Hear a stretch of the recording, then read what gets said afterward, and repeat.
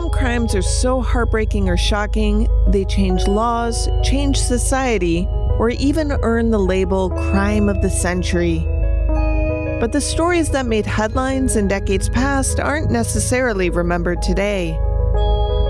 I'm Amber Hunt, a journalist and author, and in each episode of this show, I'll examine a case that's maybe lesser known today, but was huge when it happened.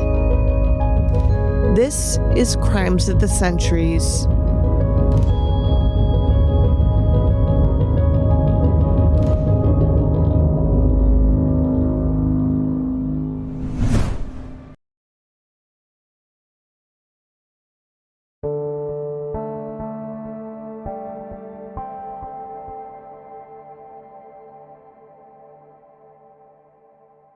When Charlie Kirk was fatally shot on a Utah college campus in September, I heard his death being compared to that of a man I had never heard of, Horst Wessel. Now, maybe that makes me a bit less educated about the history of the Second World War than I thought, but I'm gonna guess I wasn't alone there. That's because Horst Wessel mattered deeply to those who believed in the National Socialist Party, but is pretty well wiped off the German and world map today. When Wessel's name came up after Kirk's death, I needed to understand why. And look, I want to be clear here, I'm not likening the men as some folks did online. That's not my comparison to make. But when a Nazi martyr's name starts popping up in connection with modern political violence, that's exactly the kind of rabbit hole I dive down. I don't like not knowing things, especially when the thing I don't know involves one of history's darkest chapters. So that's why writer Amy Wilson and I decided that we wanted to understand who this guy was and why his story matters now. Now, if you were like us, you might have looked up Wessel after Kirk's death, and if so, one of the first things you likely encountered was a song. Very soon after his death, the lyrics he wrote for a patriotic, soul-stirring song about being ready to fight for the fatherland became required playlist fodder for any Nazi party gathering, any march, any propaganda film, and soon enough, any German classroom or schoolyard. And any time the party needed a communal boost in spirits or an adrenaline high to go into action. The title of the song, known in the original German as Horst Wessel Lied, is translated simply as the Horst Wessel Song. Infamous Nazi filmmaker Leni Riefenstahl employed it to open her most influential and rousing adulatory tribute to the rise of Adolf Hitler, Triumph of the Will. And it wasn't just ceremonial. On Kristallnacht, the November 1938 pogrom against Jewish homes, businesses, and synagogues, Nazi paramilitary forces and Hitler Youth sang this song as they prepared to amp up their violence. Now, before we go any further, I need to give you some important context. The Horst Wessel song has been banned in Germany and Austria since 1945, except for educational and scholarly purposes. We're including a brief historical excerpt here, less than 30 seconds, specifically for educational purposes, to help you understand how extremist movements use music for indoctrination and propaganda. What you're about to hear is Josef Goebbels, the future Reich Minister of Propaganda for the Nazis, speaking at Wessel's 1930 funeral, followed by a brief excerpt of the song that was named in honor of its dead lyricist. Und es will eine Revolution bleiben. Und jeder, der dafür lebt, der lebt für die Revolution.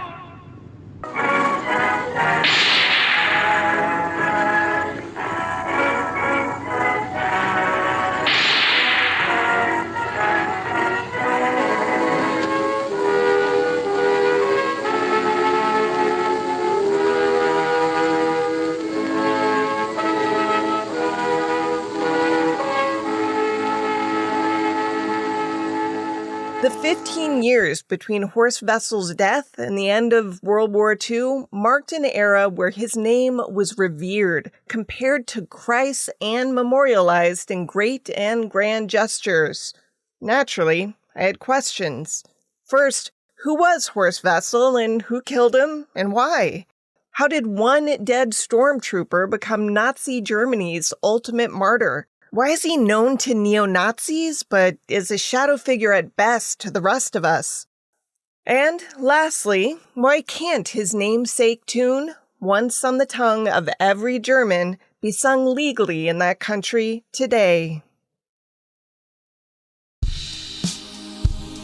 Crimes of the Centuries is sponsored by Beam Dream Powder.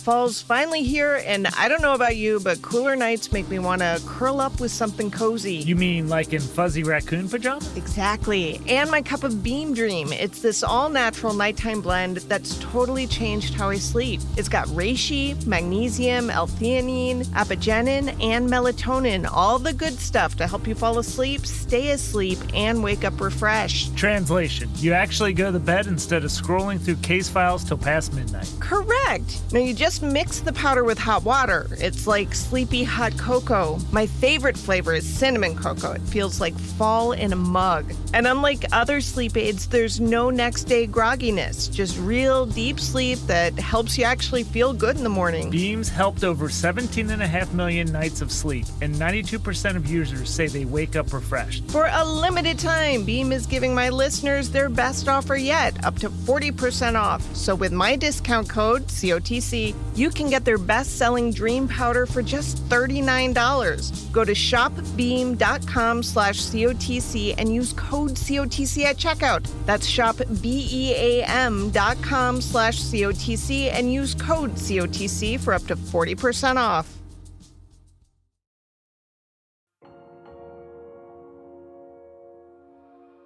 In Daniel Siemens' definitive book, The Making of a Nazi Hero, The Murder and Myth of Horst Wessel, the author opens with the story of how the head of the American school in Berlin, a man named Gregor Ziemer, traveled around the country in the late 1930s to see how German education was changing with the Nazis now in charge.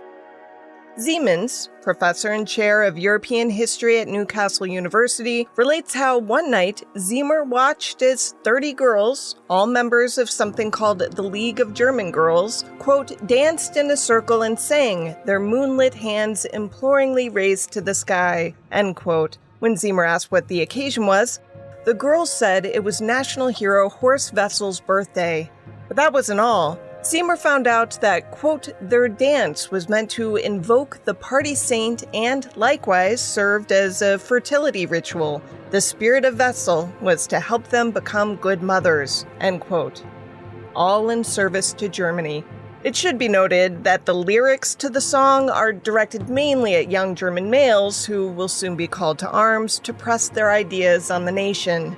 In essence, Horst Wessel existed, at least in the early 1930s, to marshal a movement that was preparing young Germans to die, if that's what Nazi leadership demanded of them. Even then, Nazi leadership meant Adolf Hitler. And make no mistake, he was going to demand.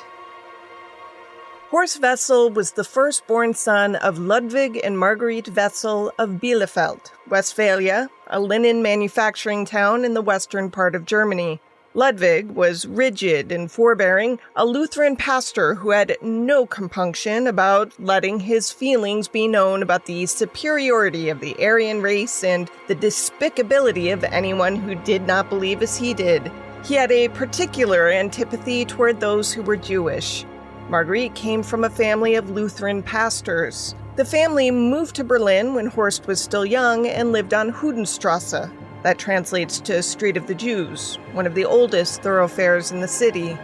They were solidly middle class, staunchly conservative, and leaned into a kind of radical Christianity that saw Jesus as an Aryan fighter. As Horst grew up, he was more interested in politics than school, being a so-so student, but a young man in a hurry to be seen, and more than that, heard.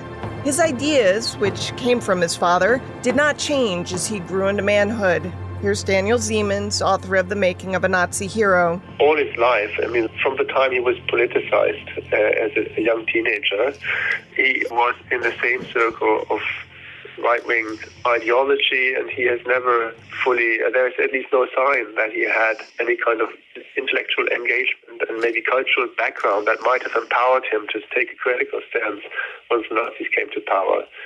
Siemens makes it clear that before his death, Wessel was not much known outside of a small district in Berlin, where he regularly made speeches and stumped for the new National Socialists. But he did stand out there. This was a time when Germany was struggling mightily to climb out of the despair, economic chaos, and shame of World War I.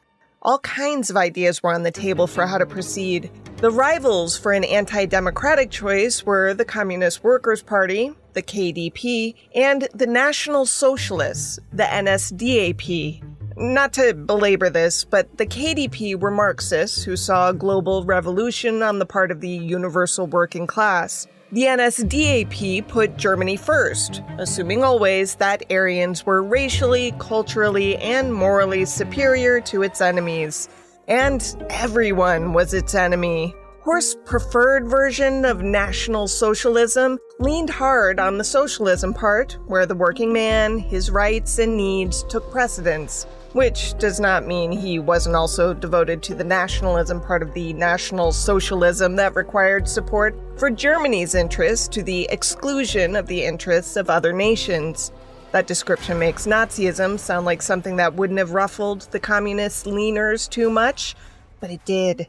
And not for the obvious reasons. Here's Vejas Leilevicius, a professor of modern German history at the University of Tennessee, speaking to Lex Friedman, a scientist and podcaster. For their part, the communists, and from the perspective of the Soviet Union, the Nazis were in essence a super capitalist conspiracy. If the cosmological enemy are the capitalists and the owners, the exploiters, then all of the rigmarole about race and nationalism are distractions. They're meant to fool the poor saps who enlist in that movement. It's essentially steered by capitalist owners who, it is claimed, are reduced to this desperate expedient of coming up with this thuggish party that represents the last gasp of capitalism. Such disagreement bred great discontent. It was not uncommon for Berliners to witness young men violently brawling over which direction the German nation should move. The young Wessel chose to do propaganda and organizational work for the nascent Nazi movement. It's unclear how much actual street brawling he engaged in, but given that such interactions usually involved groups of men rather than single one-on-one encounters, he could have easily tagged along and bruised his knuckles. He was like most of his generation in the late 1920s, unemployed, though there are indications he may have driven a taxi or done some construction work now and then. It's likely that after his father died in 1922, his mother sent him money to live on. In late 1926, when he was 18, he joined the SA, a Nazi paramilitary organization, attaining the rank of Sturmführer, or lieutenant. By that time, Adolf Hitler had been the Nazi party boss for 5 years, and his control over the party was already unchallenged. That doesn't mean the party wasn't still evolving, trying to consolidate its various factions into a unifying philosophy. Wessel's sphere of influence was very small, but he happened to live and do his activist best in a district that was also home to Der Angriff, the official newspaper of the Berlin division of the Nazi Party. Its publisher was all in on the aggressive rhetoric of the radical nationalists. His name was Joseph Goebbels. Der Angriff translates in English to attack. Wessel ate up its unrelenting daily serving of grievances and hate. Russell Lemons, the Jacksonville State University professor of history who wrote Goebbels and Der Angriff, explains that some of the most important propaganda motifs that would come to define the Third Reich first appeared in the pages of that newspaper. And because Goebbels had put himself in Berlin, the center of political life in the Weimar Republic in the late 1920s and early 1930s, Der Angriff did more than just report on the blood years of the Reich, but it helped to create and shape them. Wessel was Goebbels' perfect target. He belonged to the war youth generation. That's boys born between 1900 and 1910 who had been too young to fight in World War I, but were old enough to watch their fathers return home defeated. They had seen Germany lose territory, watched the economy collapse, felt the national humiliation. In the late 20s, while Americans drank bathtub gin and frequented jazz clubs, Goebbels was gathering steam and followers, protégés, and puppets. Wessels was going deeper too, becoming the leader of SA Sturm 5 in the working-class Berlin district of Friedrichshain. He spent all of his time giving fervent speeches and writing jingoist poems and crafting songs with meaningful and passionate lyrics about going to war. Wessel and Goebbels met in 1927. Goebbels wrote in his diary sometime that year that Wessel, who was just 20 at the time, was, quote, a fine boy who speaks with incredible idealism, end quote. Sometime in the next year or so, Wessel began writing his autobiography, a treatise on his political philosophy, a prelude for what he believed would be a serious, lifelong Nazi political career. He wrote that the schools he had attended and the paramilitary groups he'd been a part of were simply not politicized enough for his taste, that he had always felt it was past time to march against and vanquish the weak. Wessel would also say that Goebbels had sent him to Vienna to see how their Nazi youth groups were working and to organize Austrian youth to follow their lead. Maybe it was a test, or perhaps an internship, suggests Siemens, for that promising life of a political career. He was always working for the cause, which meant something different then than it does now. Here's Siemens again. We have to go back to the 1920s and to how politics was done. And one way, a very popular way, were these political songs.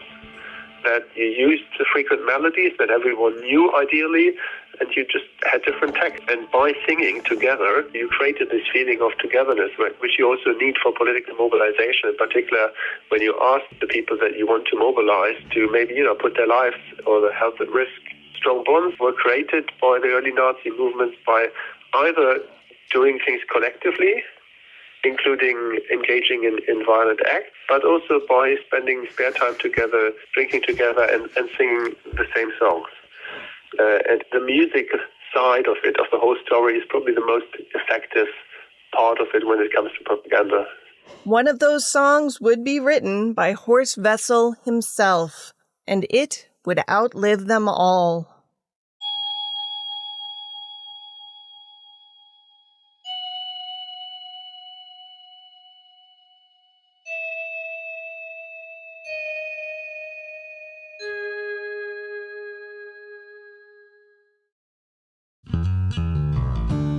Crimes of the Centuries is sponsored by Hims. You know how we always say nothing's more stressful than talking about murder every week? I can think of one thing that might be a close second. Fair. According to the National Institutes of Health, around 30 million men in the U.S. experience erectile dysfunction. It's super common and nothing to be embarrassed about. Yeah, if your car doesn't start, you don't just stare at it and hope for the best. You fix it. Exactly, and Hims makes that part easy. They give you 100% online access to personalized treatment options like hard mints and SexRx plus Climax control if prescribed. Yet you just go online, talk to a real medical provider, and get care that's actually designed around you. So basically, confidence without the hassle. To get simple online access to personalized, affordable care for ED, hair loss, weight loss, and more, visit hims.com/COTC. That's hims.com/COTC for your free online visit. hims.com/COTC. Actual price will depend on product and subscription plan. Featured products include compounded drug products, which the FDA does not approve or verify for safety, effectiveness, or quality. Prescription required. See website for details, restrictions, and important safety information. It's not known exactly when Horst Wessel penned Raise the Flag, the song he wrote for his SA regiment that would soon bear his name. The music wasn't original. It was more like a combo platter, a tasting from familiar German folk songs with new words set to them.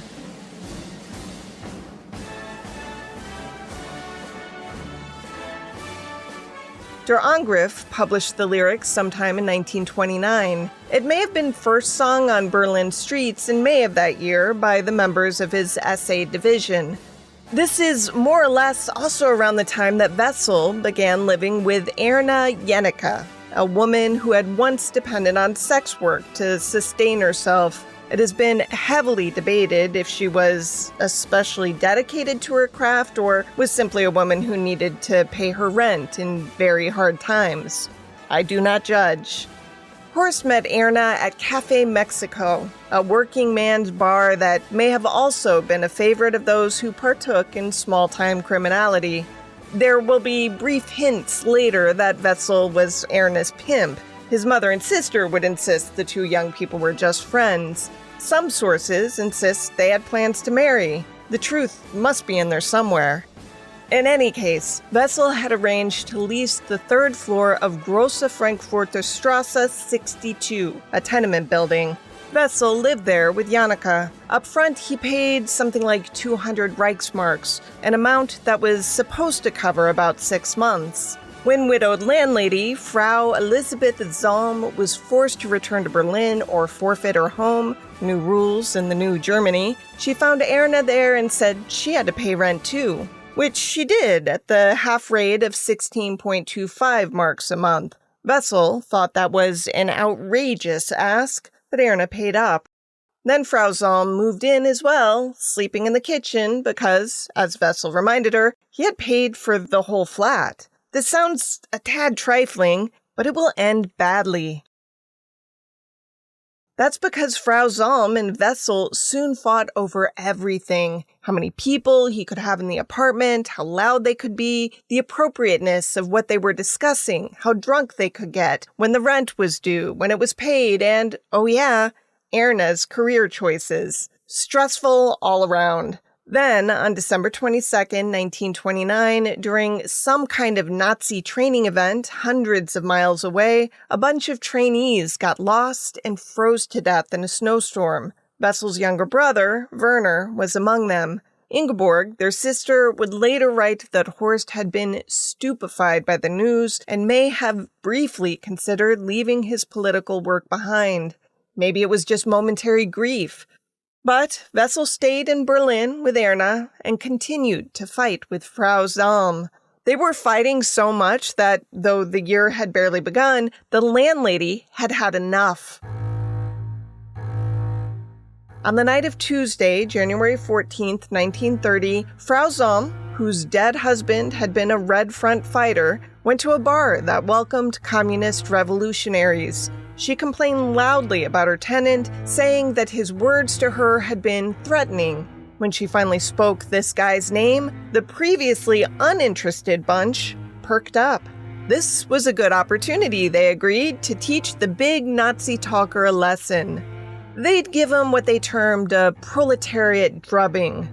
They were already primed to do something. Just a few hours earlier, National Socialist stormtroopers had critically wounded a young communist in a serious scrap that had taken place very close to where they had all been drinking. Frau Salm led the rough and possibly drunk crowd to her apartment. Included were brothers Max, Walter, and Willi Jambrowski, as well as Josef Kandulski, Albrecht Hurler, and Erwin Ruckert. It was right at 10 p.m. Horst had been expecting a friend to come to the apartment that night to talk politics. He answered the door. Almost immediately, someone standing on the other side of the door decided to shoot. A single 9mm bullet hit Wessel in the face. He fell backward and hit his head on the door of the kitchen stove. The bullet had entered his mouth around the upper jaw, lodging in his cervical vertebrae. It had torn through his tongue, his uvula, and his palate, and tore his carotid artery on the left side. His upper teeth, like his upper palate, were destroyed. This hadn't been the plan. This was supposed to be a good all-purpose thrashing. No one had mentioned murdering him on his doorstep. There was a story told later that Frau Zalm had summoned a nearby friend, a doctor, to see what could be done, but that because the doctor was Jewish, he'd been sent away by Wessel. And this is unlikely, as Wessel couldn't have spoken if he'd wanted to.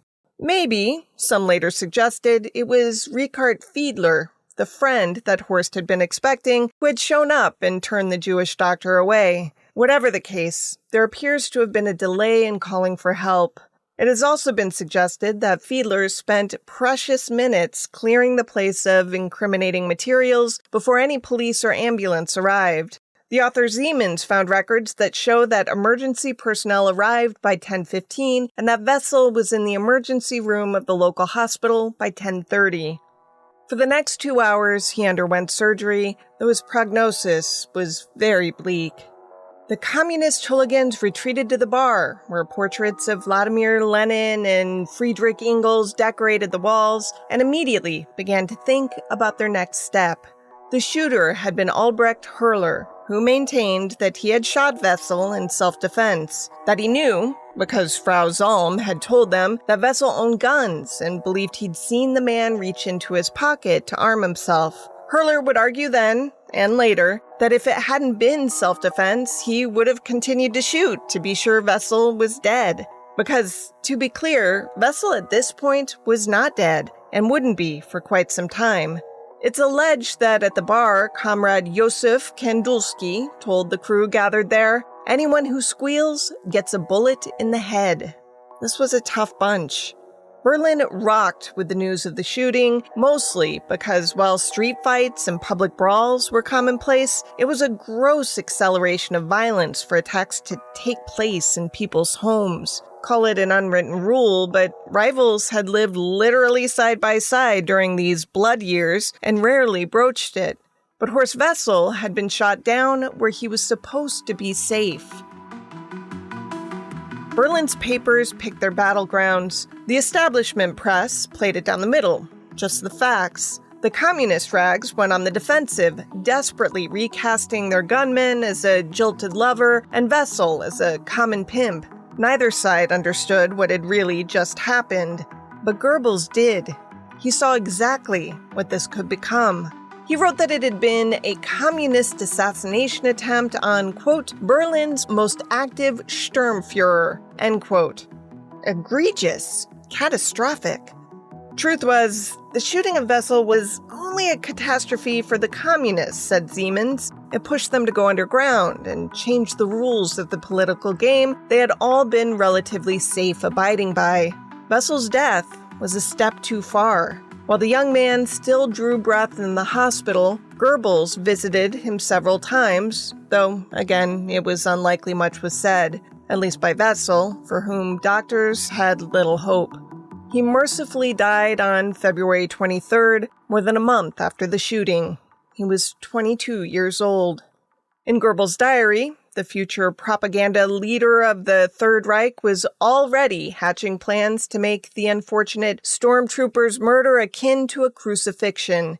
He wrote that the young idealist now perished was, quote, a new martyr for the new Reich, end quote.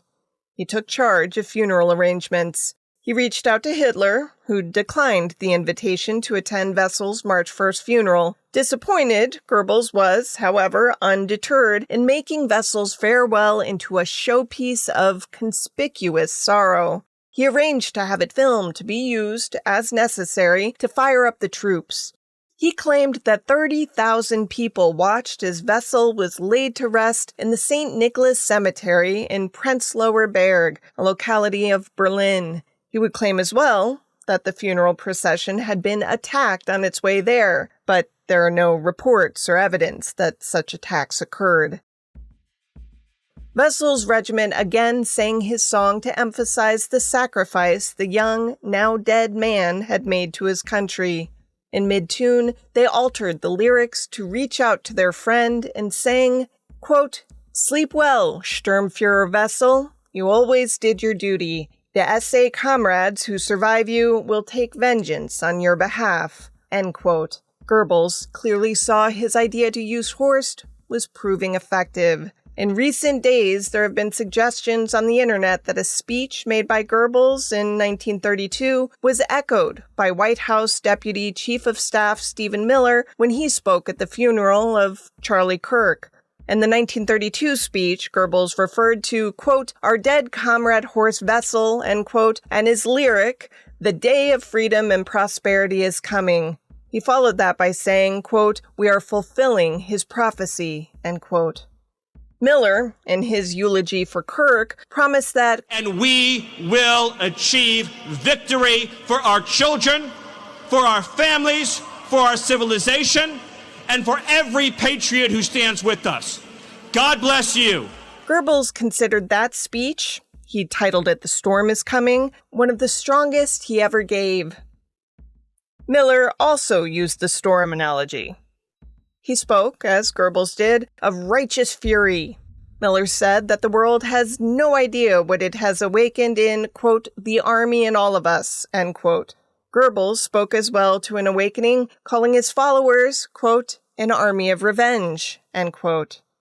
There's more, but you get the point. And this is why Horst Wessel's name comes up now. But his funeral was not the end of Horst Wessel, because Joseph Goebbels knew what Hitler needed, and that was a myth that would help German soldiers and the German people find meaning in the possibility of their own violent deaths. To that end, by April, the Horst Wessel song was heard in every corner of Berlin. Translated from German, the few stanzas of lyrics, which, remember, are banned in Germany and Austria except for educational purposes, are clear in their intent. Quote, all of us are ready to fight. Hitler flags soon wave on every street. Our servitude is nearly over. The flag is high, our ranks are closed. The SA marches with silent, solid steps. Comrades shot by the Red Front in reaction march in spirit with us in our ranks, end quote. It's no battle hymn of the Republic, but it worked for them. It would take 15 years and more than 85 million deaths to stop the singing.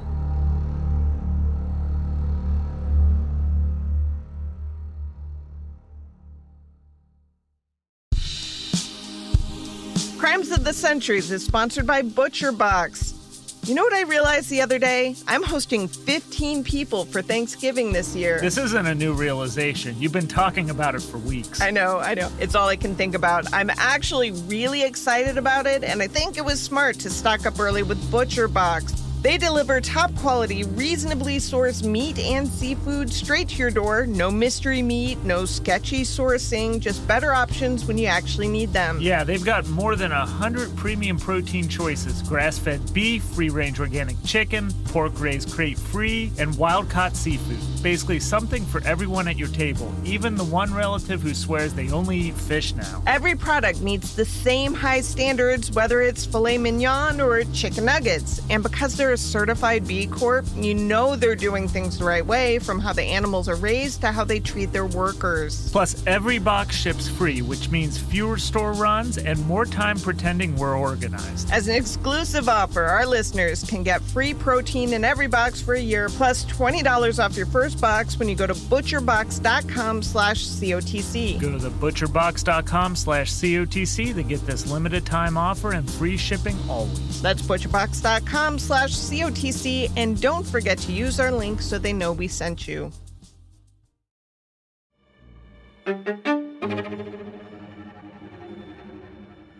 Police investigating Wessel's death rounded up the likely suspects, who maintained that no one had spoken of murder in their efforts to teach Wessel a lesson. Apparently, the prosecutor agreed and, in June of 1930, formally charged Hurler, Ruckert, and Kandulski with jointly committed manslaughter. By the way, this may be one of the last times that the judicial branch would show some real independence from the Nazi Party. The bending of the collective judicial spine took 3 years to complete, but by the time Nazis seized power on January 30th, 1933, when Hitler was appointed chancellor, the party was not to be denied. Within weeks of the appointment, the Reichstag was burned, censorship was universal, and civil liberties had been suspended indefinitely in Germany. But we're still in 1930, when the Horst Wessel manslaughter trial began on September 22nd. It drew a big crowd. Society types and petty criminals mingled, as likely did Nazis and communists. From descriptions in the local papers, things quickly became raucous. So rough was the crowd that women had to be carried over the heads of others, sort of mosh pit style, to avoid being hurt. Throughout the 3-day trial, the defendants had all maintained that the matter that night was a personal rather than a political one. The verdict came at the end of the week on September 26, 1930. Hurler and Rucker got 6 years, 1 month in prison. Kandulski got 5 years, 1 month. Max Jambrowski got 2 years. His brothers Walter and Willi got 1.5 apiece. Frau Zalm, for her part, got the same as Walter and Willi. No one was happy with the verdict. The communist press decried it as too harsh. The Nazi press thought it was a slap in the face and typical of German justice. The mainstream press puzzled over it. No one thought they'd heard the end of it. And they hadn't. In June 1933, another man, Peter Stoll, was arrested. He and his wife had been in some kind of drunken fight in public, and the wife had yelled out so loudly that others heard her words clearly that her husband was going to do to her what he had done to Horst Wessel. She was not crying wolf. Once incarcerated, Stoll started naming names, adding Sally Epstein and Hans Ziegler, 2 communist street fighters, as being part of the gang who had been at the Wessel apartment that night. The 3 men now included had not been part of the original trial, but the Nazi Party was now firmly ensconced and law enforcement more heavily reinforced from within the party's ranks. The investigation continued throughout the summer when the imminent peril for any communist involved in the Wessel case became suddenly much clearer. In September, as Albrecht Hurler was being transferred from an interrogation outpost back to his prison cell in Lower Silesia, he was rerouted, intercepted, and led into a forest, where he was given notice that he had been adjudged guilty of the murder of Horst Wessel by the Gestapo and had been sentenced to die. They told him now was as good a time as any to carry out the sentence. His bullet-riddled body was left in the forest. The second trial concerning Wessel's death opened in May 1934. Unlike the first trial, this one presupposed that the men had gone to Wessel's flat to kill him. Despite Willi Jambrowski telling the judge that Ziegler and Epstein weren't involved, the 2 men were both found guilty and sentenced to die. Stoll was given 7.5 years for being an accomplice. Court papers indicate that because he had not joined the communists until October 1929, he hardly knew of Wessel and thus had no great motive to kill him. Plus, he'd been quite accommodating in ratting out his 2 friends who were summarily beheaded with an axe on April 10, 1935. The opportunity for a third trial in the case came up in 1937 when Bruno Natusch was identified as being on scene as a lookout when Wessel was shot.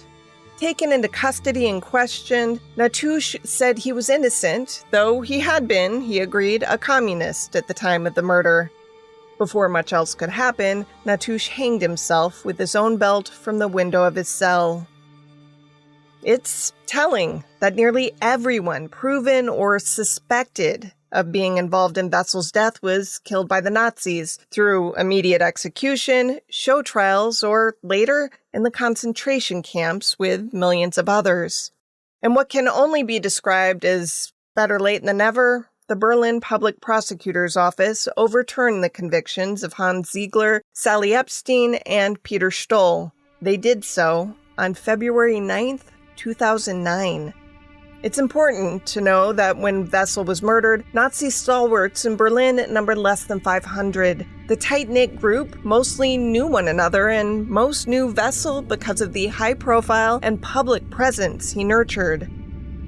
It's also important to know that community singing, be it in church, on holidays, at national events, in schools, and in homes, was a much loved and shared activity. This may have been the moral equivalent of how non-pack crowds now sing "Take Me Home Country Road" at random international sporting events, but bigger and less milquetoast than John Denver.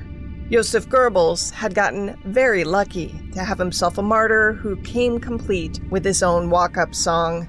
At Wessel's funeral, Goebbels told the crowd how he envisioned a reawakened German people, soon to be marching in endless columns. He promised, quote, children in the schools, workers in the factories, and soldiers on the road, end quote, would soon be singing Horst Wessel's song. To speed that along, he released the song on a record that same year. Then began the day-long ceremonies honoring him at his home, the hospital where he died, at his grave site. There were wreath-laying and concerts and patriotic readings and musical performances surrounding all of it. Goebbels had made it so. I found a video of a massive crowd gathered in a street in the collection held at the U.S. Holocaust Memorial Museum. The caption reads, quote, a huge crowd gathered on Horst Wessel Platz in Berlin sings folk songs. The narrator says that the event, and others like it, was organized by a Berlin radio station. The camera focuses on a choir of Hitler Youth and League of German Girls members singing. The crowd then whistles the tune. End quote. The cult of Horst Wessel didn't fade. It metastasized. For the next several years, Goebbels orchestrated what can only be described as a full-spectrum propaganda assault. The song, the myth, the martyr, all of it became inescapable. By 1934, the state mandated that Germans give the Hitler salute during the first and fourth verses. It was also taught to very young children and sung often during the school day. The tune became muscle memory for an entire generation. In a video called Third Reich Testimonials Final Account, documentarian Zoltan Kakesi found that elderly Germans could be prompted to remember their experiences in Hitler Youth or the League of German Girls by being asked to sing the Horst Wessel song. Here's a man only identified as Gunther L. He said he joined Hitler Youth despite disapproval from his socialist parents. He's talking to producer Luke Holland in 2012. Ach so, ja. Zum Beispiel, ein junges Volk steht auf zum Sturm bereit. Reckt die Fahne höher, Kameraden. Mit uns da zieht die neue Zeit. Let me translate this for you. In the first part, Gunther is sort of talking, singing. Then he has a comment about the song. Quote, young folks stand up, ready to fight, raise the flag higher, comrades. With us comes a new era, the time of young soldiers. Before us march with storm-battered flags, the dead heroes of a young nation. Above us, our hero ancestors, Germany, fatherland. We are coming. This was for children, essentially, something elevating. Everywhere you would see posters. End quote. Something elevating. That's what he remembers. Not the ideology, not the violence it celebrated, just the feeling it gave him as a child. But for Jewish children, the song meant something else entirely. Frank Cohn, a German-born Jew, told this story at a Jewish Material Claims Against Germany conference. It was 1932 when I started first grade public school in Breslau, Germany. I don't remember much about my first grade teacher, but in second grade, I had a wonderful young teacher named Herr Schubert. I loved him, and I could tell that he liked me too. When third grade was to start, I heard that Herr Schubert would again be our teacher. I was thrilled and could hardly wait to see him. But when he entered the classroom, he was wearing a full Nazi uniform. I was devastated. And then it started with words. We will start the class with a Nazi Horst Wessel song. Everybody stand up except you, Cohn. You're not allowed to sing that song because you are a Jew. The kid who must sit while the others stand is marked as an undesirable. I immediately lost all my prior school friends. I was chased after school, but as a good runner, I managed to elude them. My parents promptly transferred me to a private Jewish school, but life thereafter was never the same for me in Germany. We managed to escape in 1938, arriving in New York just before Kristallnacht. The song was more than propaganda. It was a sorting mechanism, a daily ritual that separated us from them.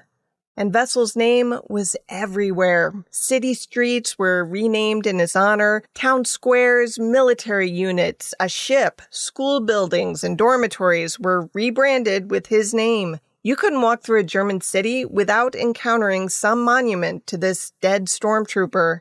State-run radio played the song constantly. It opened broadcasts, it closed them, it filled the dead air in between programs. Horst Wessel became the soundtrack to the Third Reich.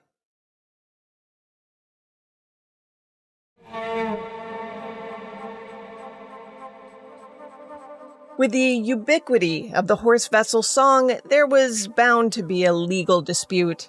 In the mid-1930s, two publishing houses and Horst's mother and sister were involved in protracted legal disputes over who exactly owned the rights to the song. This was sticky business because the melody wasn't his and the lyrics were not copyrighted by him, and the Wessel women said their financial interest through the publishing firm's use of his work was their only source of income.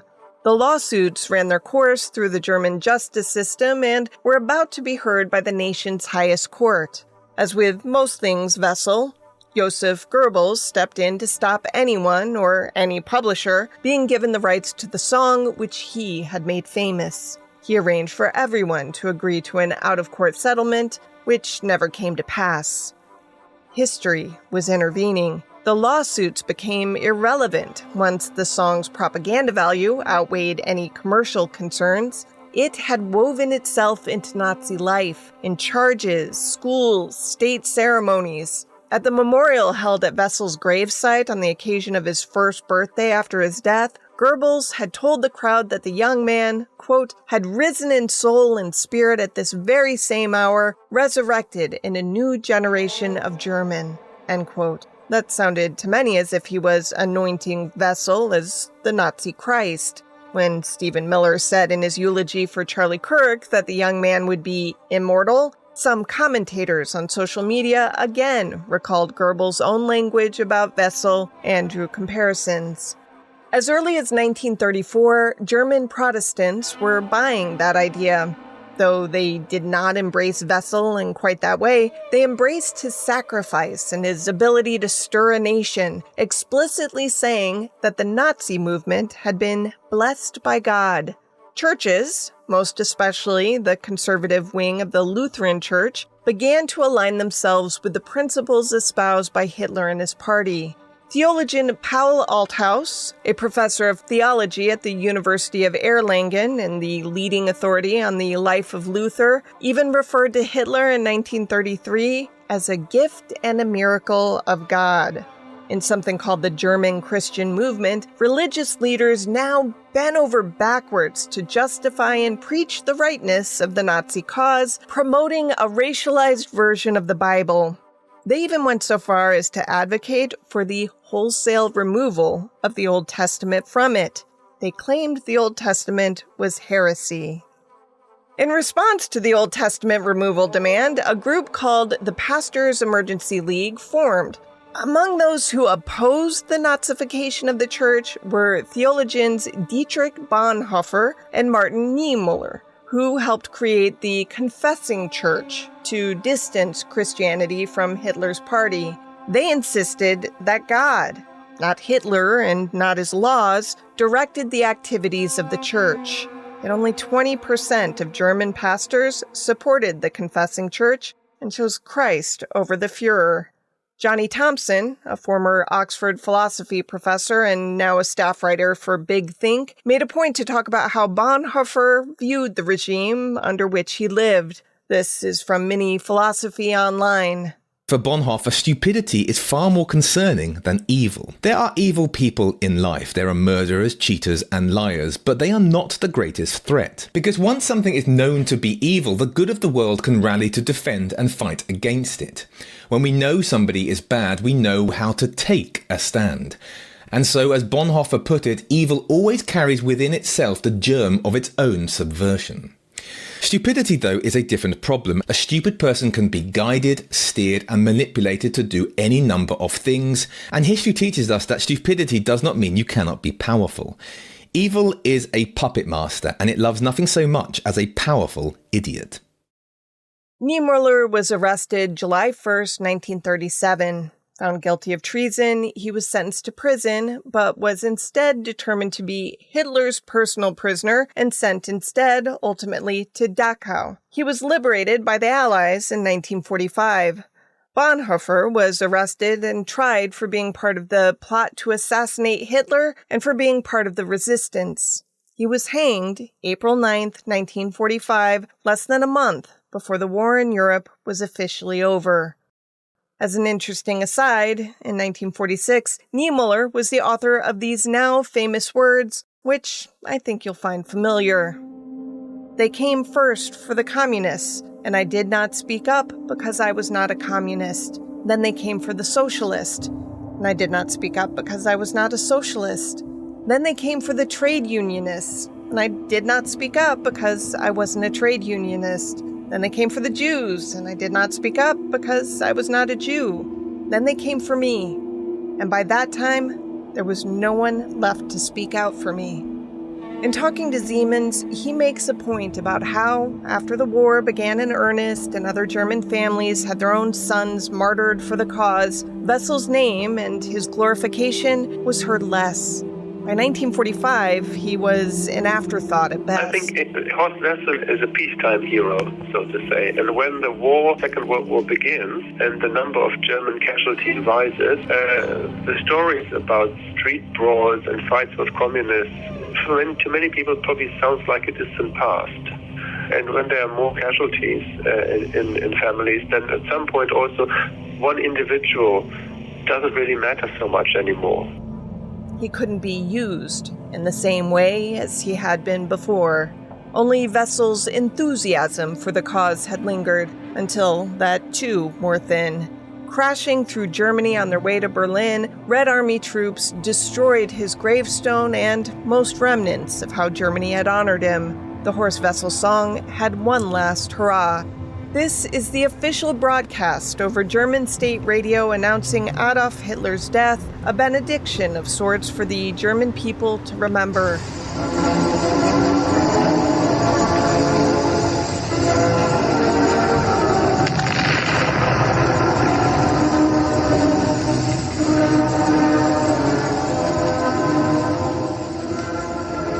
Immediately following the end of the war, West Germany, East Germany, and Austria banned the singing of his song. It is still forbidden to play it in public.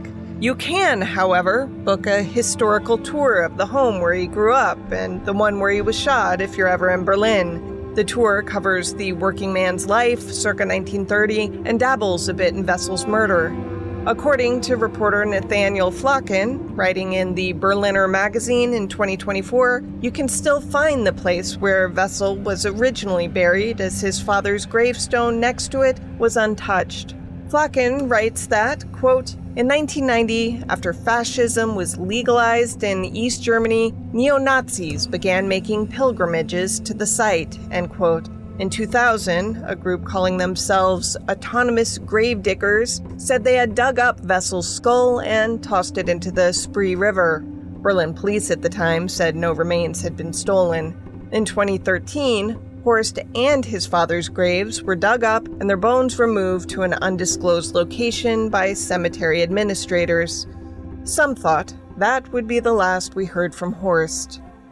Apparently not.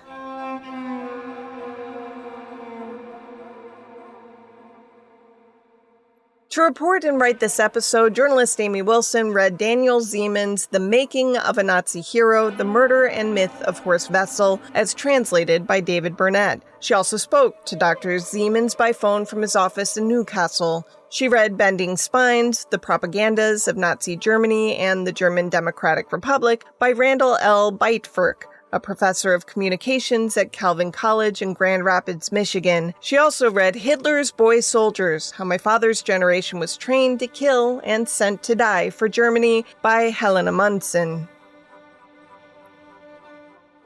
Crimes of the Centuries is available early and ad-free through Grab Bag Collab. Join us at patreon.com/grabbagcollab to hear not just exclusive content related to this show, but to also get access to several other shows on our profit-sharing network. Unless noted in the citations, this show was researched and written by me, Amber Hunt, and produced by Amanda Rossman and Henry Lavoie.